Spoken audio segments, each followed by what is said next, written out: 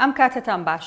نرخی دۆلار لە بازاڕەکانی دراو لە عێراق و هەرێمی کوردستان لە مانگی ئایردا تا ڕادەیەک جێگیر بوو، کەمتر بەرز و نزمی بەدی دەکرا. بە بەردەوامی جیاوازی نرخی 100 دۆلار لە بازاڕی ئازاددا 15,000 دینار زیاتر بووە لەو نرخەی بانکی ناوەندی دەیفرۆشێت. ئەمە لە کاتێکدایە تێکڕای فرۆشی ڕۆژانە زیاتر لە 250 ملیۆن دۆلار بووە کە پێش سەرهەڵدانی قەیرانی دۆلاریش تێکڕای فرۆش بەو شێوەیە بووە.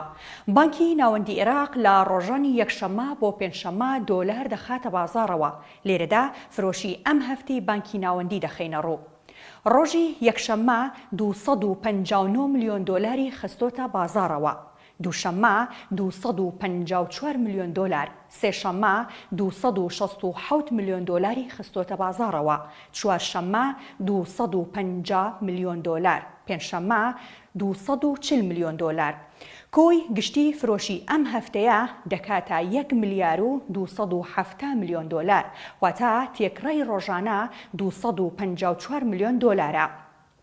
کۆی گشتی فرۆشی هەفتەی ڕابردووی بانکی ناوەندی 1 ملیار و 317 ملیۆن دۆلار بووە، واتە تێکڕای ڕۆژانە 263 ملیۆن دۆلار بووە، کەواتە فرۆشی ئەم هەفتەی بانکی ناوەندی 47 ملیۆن دۆلار کەمترە.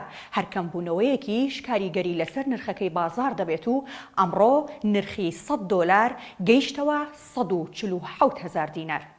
ئاسوودە بن.